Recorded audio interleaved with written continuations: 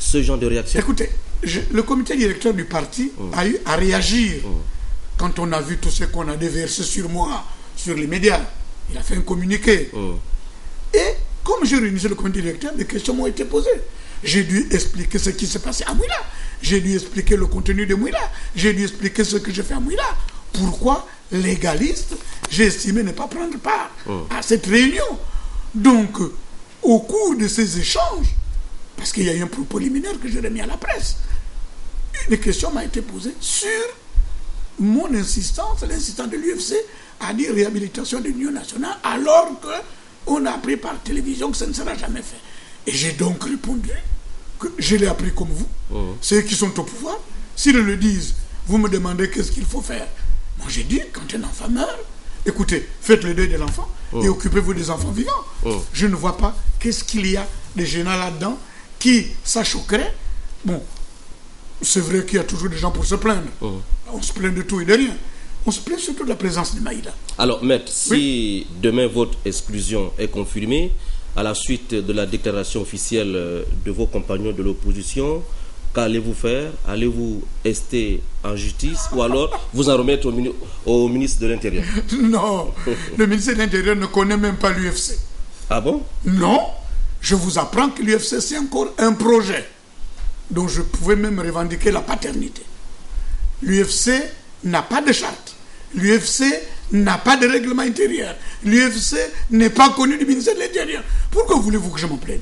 Je serai président de l'Union pour la Nouvelle République, membre de l'ACR, et je ne vois pas qui manquera le plus à l'autre. Et c'est Maïla qui manquera plus à l'UFC ou c'est l'UFC qui manquera plus à Maïla? Parce que Moulomba vous l'a dit tout à l'heure, plus de 50% de ce qui a été fait à Mouila, c'est Maïla qui l'a fait. Si on parle aujourd'hui de Mouila avec des trémolos, c'est parce que Maïla a judicieusement mené les débats pour qu'il n'y ait pas de débordement. Maintenant, supposez que, comme vous le dites, ou bien comme ils le disent, pour ne pas dire comme le chanteur, ils disent Maïla, votre présence à nos côtés devient gênante. Je pose la question, qui manquera plus à l'autre? L'UFC qui manquera à Maïla ou Maïla qui manquera à l'UFC? Je ne crois pas. Alors, personnellement, je peux vous répondre que je ne me porterai pas plus mal. Je voulais conduire une idée, je voulais avoir une opposition unie et respectable. Si d'autres ne le veulent pas, bon Dieu ne peut pas faire le bonheur des gens contre leur gré. Aujourd'hui, cette opposition, vous pensez qu'elle n'est pas unie, qu'elle n'est pas respectable, Maître Luc Gaston Maïla? Mais elle n'est pas unie parce que quand on assiste à ça, c'est de la misère, c'est des procès staliniens. Quelqu'un n'est pas là, vous ne l'avez pas écouté, vous le condamnez, dites-vous on l'exclut. Mais l'exclure de quoi? Je n'ai pas besoin d'échanger. J'ai dit, aujourd'hui, aux yeux du ministre de l'Intérieur, l'UFC n'existe pas. Nous nous sommes réunis de manière formelle à Mouila. On a fait une déclaration. Ça ne fait pas de l'UFC une structure organique existante et connue du ministère de l'Intérieur. Pourquoi voulez-vous que j'aille rester? Je vous dis, je pars, d'accord? Est-ce que Maïla manquera plus à l'UFC ou l'UFC manquera plus à Maïla? Je ne crois pas. Parce que moi, personnellement, j'ai dirigé un parti. Je fais partie d'un groupement de partis. J'ai voulu, avec d'autres, donner un semblant d'unité à cette opposition. Maintenant, si on ne veut pas, parce que vous pensez bien que Maïla parti, il y aura des conséquences. Vous en doutez bien. Bon, à partir de ce moment-là, nous reviendrons à cette opposition qui fait rigoler. C'est sur votre plateau que j'entends quelqu'un dire ici, la crise, c'est que l'opposition n'est pas sérieuse. Effectivement, si on en arrive là, je suis obligé de convenir que c'est pas sérieux. Attendons demain. J'irai demain à cette réunion. J'irai m'expliquer. Quand M. Mimongo rapporte dans son article ce que Maïla aurait dit, heureusement que je ne suis pas là-bas. J'aurais dit objection. Ce sont des on-dit. Parce qu'il n'a cité une phrase de Maïla qu'une seule et je la revendique. Je ne vois pas en quoi ça aurait été choquant pour qui que ce soit. Maître Luc Gaston Maïla, en attendant demain, nous vous accordons 30 secondes. Alors là, 30 secondes pour conclure ce petit entretien. Non, je n'ai pas de conclusion à tirer. Je ne peux pas tirer de conclusion sur des rumeurs, sur des communiqués qui ne sont pas signés. Aujourd'hui, l'UFC n'a pas une autorité. Je dis très honnêtement, je suis étonné, déçu de constater que nous avons atteint un tel degré de misère. Vraiment, sincèrement, je suis déçu. Merci. Merci Louis Gaston Maïla. C'était là le président de l'UPNR, président jusqu'à nouvel ordre de l'Union des forces du changement, Maître Louis Gaston Maïla, qui aurait été exclu aujourd'hui de cette union politique gabonaise, membre de l'opposition. Maître Louis Gaston Maïla, merci. Restez avec nous pour suivre cette autre information avec la déclaration du syndicat des travailleurs de la Société d'énergie et d'eau du Gabon à la suite des efforts consentis par la SEG et le gouvernement gabonais dans le rétablissement de la desserte en eau potable dans la ville de Libreville. Les populations, vous le savez, étaient coupées d'eau pendant plus de 5 jours. Suite à l'incident ayant occasionné une forte perturbation sur le réseau de distribution d'eau à Libreville et ses environs, le CNT tient à s'excuser au nom de l'ensemble du personnel de la SEG auprès de nos clients de Libreville et de ses environs. Le CNT remercie les populations concernées par le désagrément pour la compréhension envers le personnel SEEG. Le CNT remercie également le gouvernement par l'entremise du ministre de l'Énergie et des Ressources hydrauliques pour l'assistance aux populations et la mobilisation. Le CNT remercie le personnel technique en charge de l'ouvrage qui, malgré la forte pression, a mis fin à l'incident. Le CNT encourage d'une part l'État gabonais à poursuivre les investissements en cours visant à renforcer les capacités de production et de stockage de l'eau potable. Et d'autre part, demande à la SEG de sécuriser son réseau de distribution pour garantir la continuité de service. Toutefois, au regard de la tension perceptible entre l'État gabonais et le groupe Veolia, le CNT appelle à la modération des uns et des autres pour un avenir serein du service public de l'eau et de l'électricité. Je vous l'ai dit, situation difficile à la radio panafricaine, Africa numéro 1, engluée depuis des années dans des problèmes de tous ordres. Le syndicat de la chaîne est monté ce matin au créneau. Le reportage de Charline Ouara Pira, Joseph Biogui. Privé de salaire depuis 3 mois, la goutte d'eau a débordé le vase au sein de la chaîne de radio panafricaine Africa numéro 1.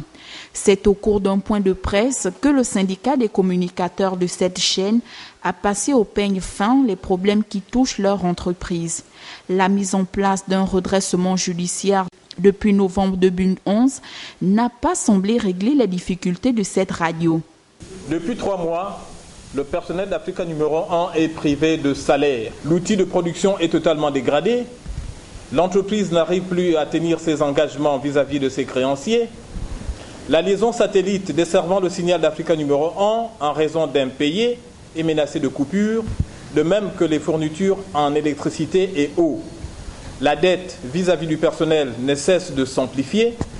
Les cotisations à la CNSS et les prélèvements d'impôts ne sont pas reversés depuis 2008, ce qui est de nature à démotiver tant le personnel en poste à Libreville et Moyabi que les correspondants disséminés sur le continent et ailleurs dans le monde. La situation que connaît la première radio internationale du continent noir découle d'une gouvernance hasardeuse et des choix qui se sont avérés inopérants. Africa numéro 1, avec ses nombreux dysfonctionnements, lance un appel aux autorités.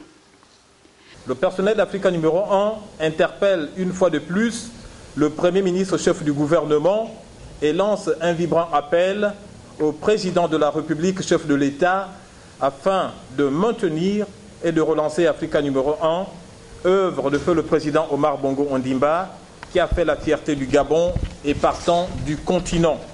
Le personnel d'Africa numéro 1 attend du gouvernement une action forte pour qu'une solution définitive soit trouvée.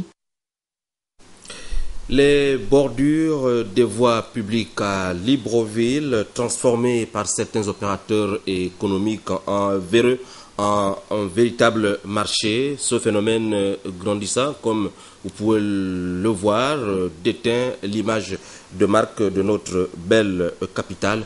Le constat sur le terrain ce matin, Ludivine Kavou, Jean de Dieu Mamboundou. Ils se font fortune sous ces toits de fortune. Ces opérateurs économiques qui ont choisi de s'implanter en bordure des voies publiques au détriment des marchés pour écouler sereinement leurs marchandises sous le regard impuissant des autorités compétentes. La mairie de Libreville est confrontée au manque de moyens. Vous savez, la volonté seule ne suffit pas. Nous avons la volonté de faire ce qu'il faut pour rendre Libreville un peu plus propre, mais avec un budget qui ne nous permet pas de faire le travail qu'il convient, je peux vous dire que nous rencontrons d'énormes difficultés. Le maire de Libreville nous a réunis hier. Il m'a demandé de repartir au front, que nous ne devons pas laisser l'anarchie s'installer dans la ville, quand bien même nous n'avons pas de moyens.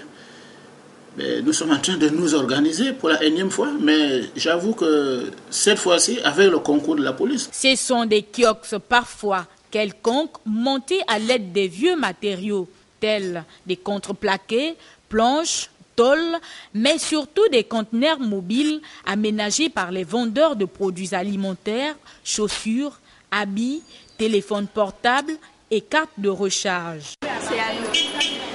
Ça fait 2 ans que nous sommes là. La mairie nous embête quand on a un ticket qu'on présente quand ils viennent nous demander les papiers. La construction et l'implantation anarchique de ces toits de fortune qui déteint l'image de Libreville serait-elle une œuvre soutenue par les opérateurs des téléphonies mobiles au regard des couleurs qu'arborent ces box? Même si l'interrogation reste sans réponse, il y a lieu d'espérer voir Libreville belle et attrayante dans les tout prochains jours, en attendant les prochaines descentes des équipes municipales dans le cadre de l'opération Ville propre. Un tour du côté de Koulamoutou dans le Gololo où la grande famille judiciaire a effectué sa rentrée conformément au texte en vigueur. La cérémonie présidée par le gouverneur de province Gaspard Nang est là. Gabon Télévision, Koulamoutou. Qui s'ouvre sous un autre signe avec l'arrivée à la tête du palais de justice de Koulamoutou d'un nouveau président Mireille Grace Mougoula Nzengue, précédemment procureur de la République adjoint à Franceville. Cette dernière sera secondée par Roch Philippe Djeno, juge promu au rang de vice-président du tribunal de première instance de Koulamoutou. Dès l'entame de la session, marquée par la présence du gouverneur de la province de Golo Gaspard Naïla et l'ensemble des autorités administratives de la province, le procureur pour le tribunal de première instance de Koulamoutou a dressé le bilan de l'année judiciaire en cours et a édifié l'assistance sur les condamnations pénales. Les condamnations pénales. Lorsque la décision prise par le juge est devenue définitive, elle doit être mise à exécution. Et l'exécution doit se faire à l'initiative des représentants du ministère public qui ont le droit de requérir directement